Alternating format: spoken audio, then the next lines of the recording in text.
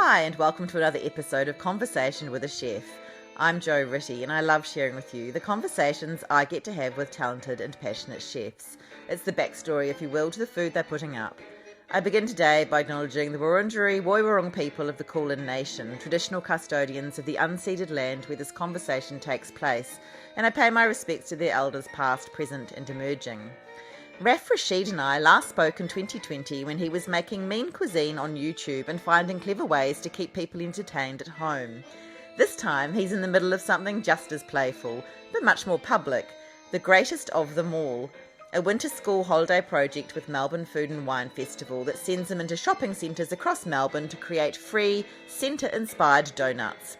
There was a milk tea brûlée doughnut at the Glen last weekend, pink lamingtons in Frankston tomorrow and Saturday, and next week there's baklava cheesecake at Broadmeadows and matcha yuzu at Box Hill. But the real joy of this conversation is hearing how Raph thinks about shopping centres, food courts, local flavour, and those small sweet moments with family and friends that become much bigger memories than you expect. Hi Raph, it's lovely to see you again, although I was just saying off mic, perhaps I spoke to you on the phone last time because it was 2020. Yeah, I feel like that was the phone era. Definitely. That was the Zoom era. Yeah, for sure. Phone and Zoom era. For sure. So yeah, it's great to see you again. We chatted then about Mean Cuisine. You were doing some really innovative things then, keeping us all entertained at home. and it sounds like you're about to launch into something super innovative as well.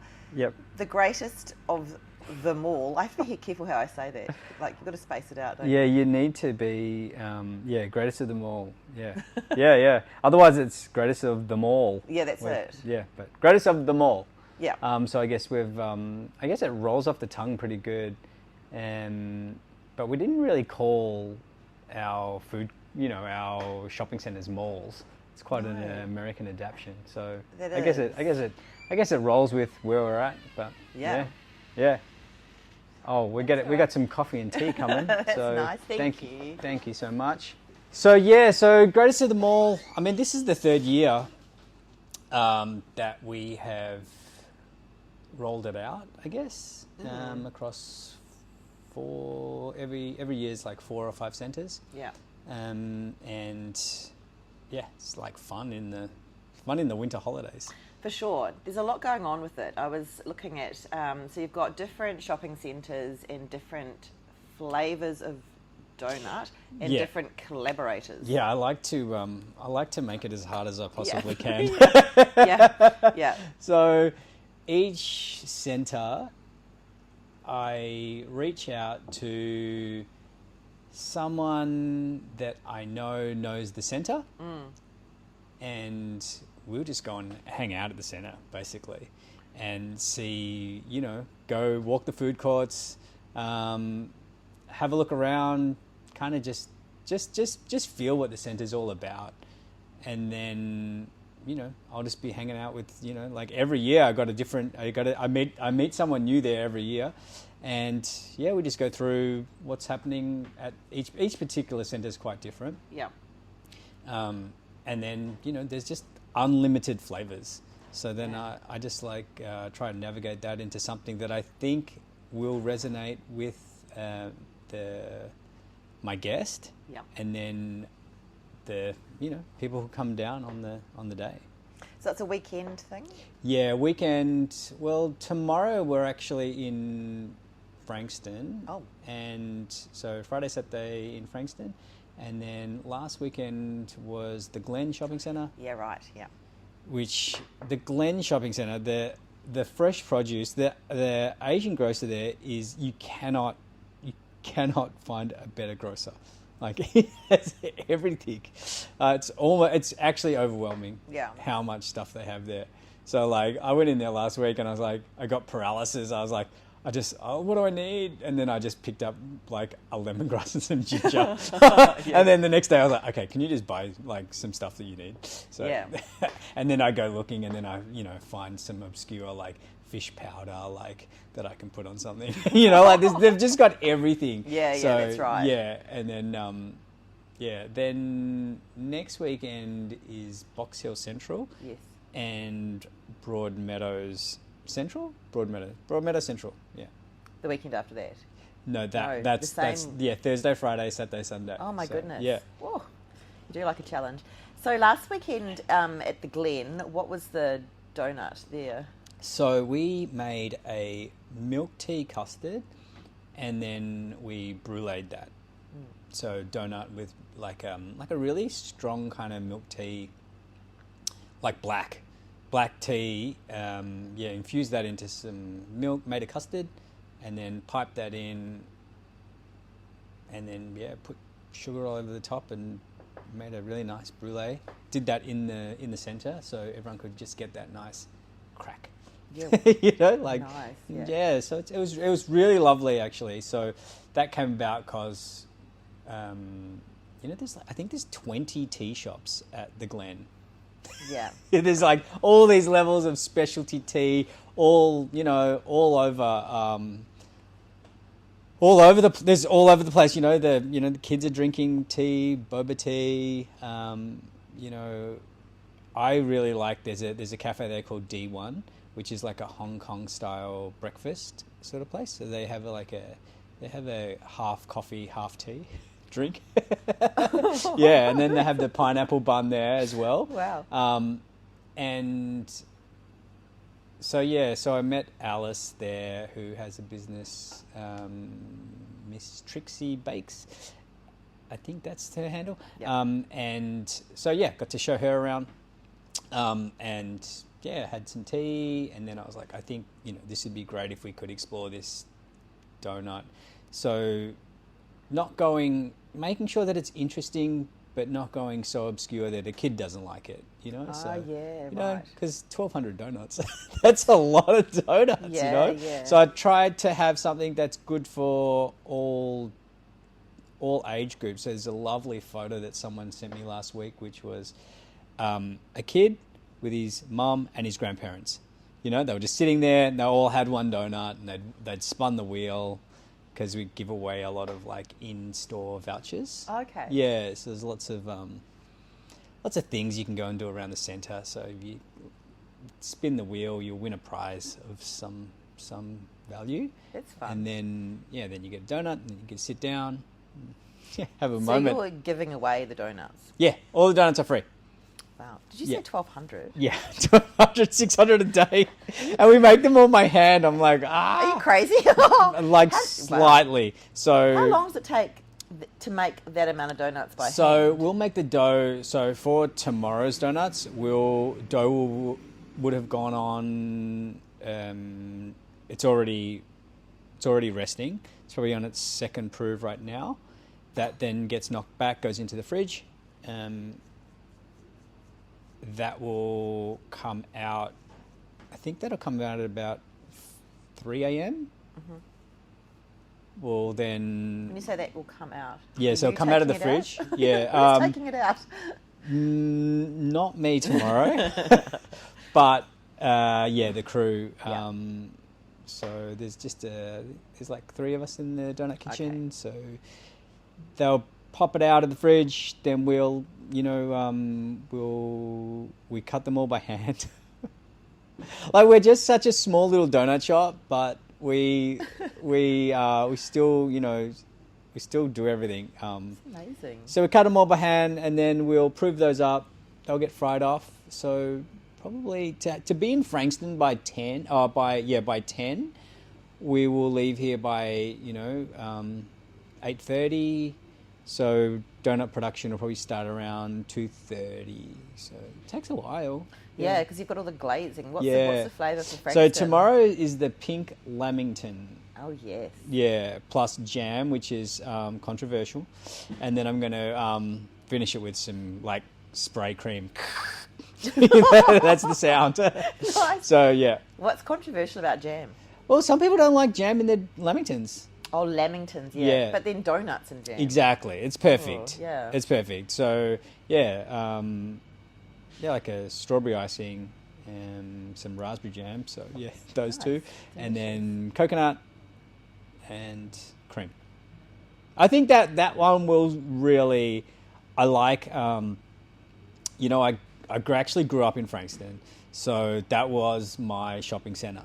And since like I had to go through there to go to school.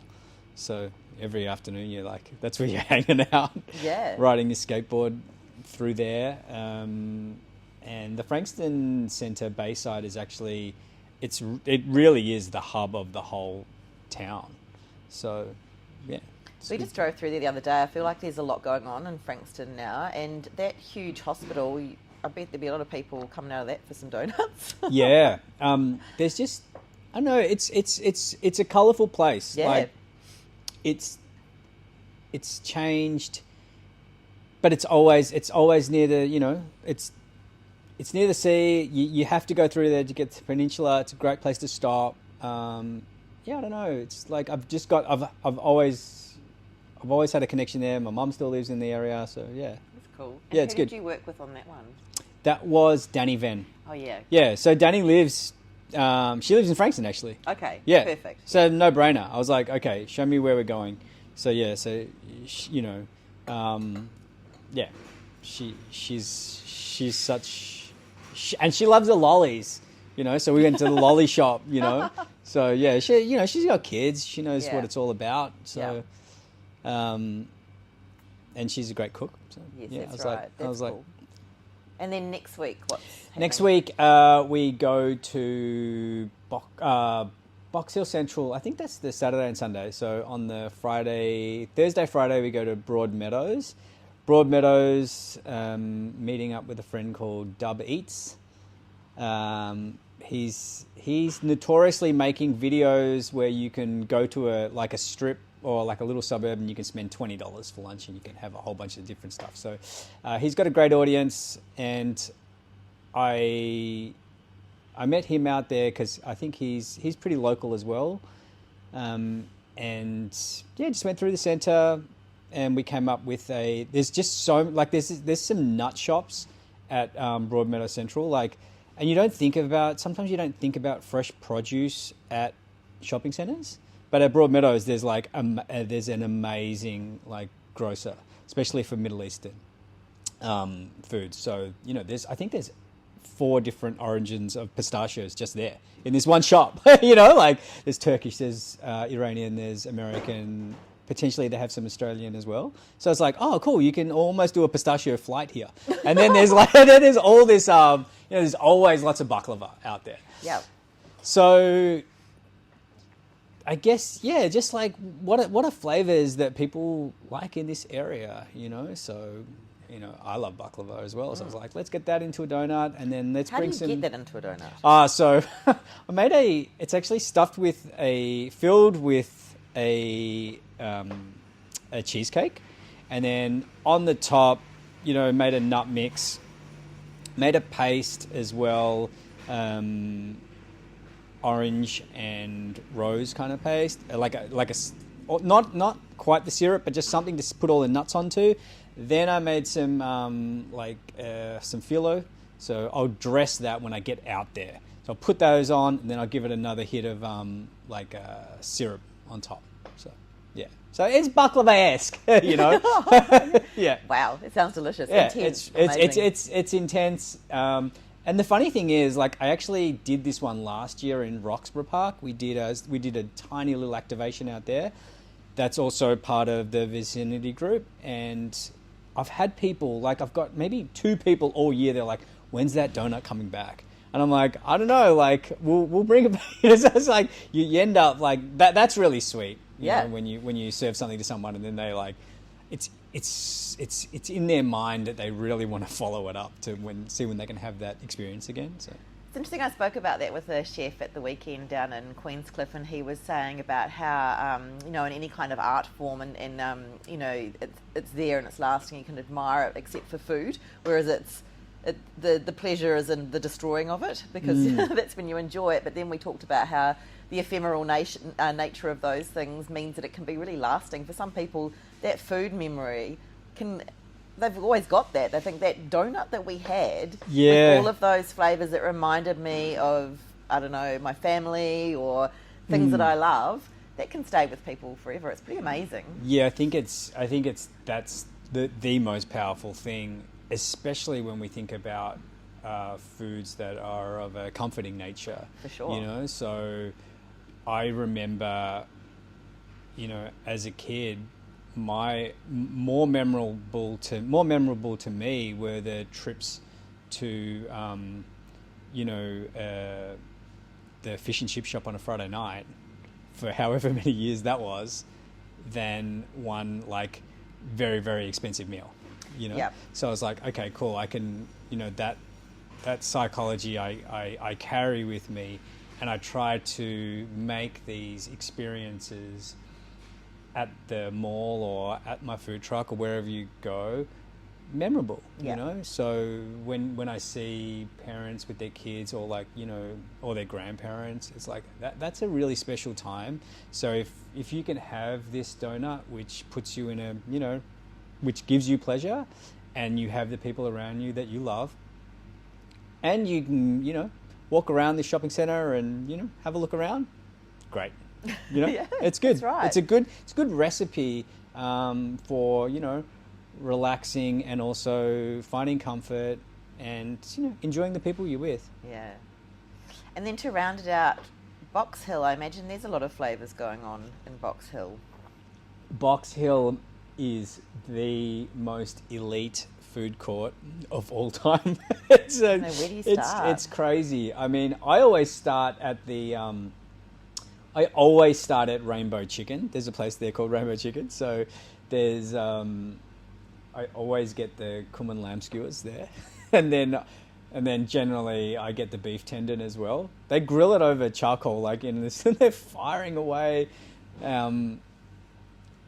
Sometimes there's a sweet potato as well that they bake there. Anyway, it's just like never ending that, like that place. So it was good this time because I was with a friend, Aileen, and she loves the sweets. So I was like, cool. And this one was going to be more focused on a donut. So I was like, let's, like the jiggly the jiggly pancakes. Yeah. They're like, I'm what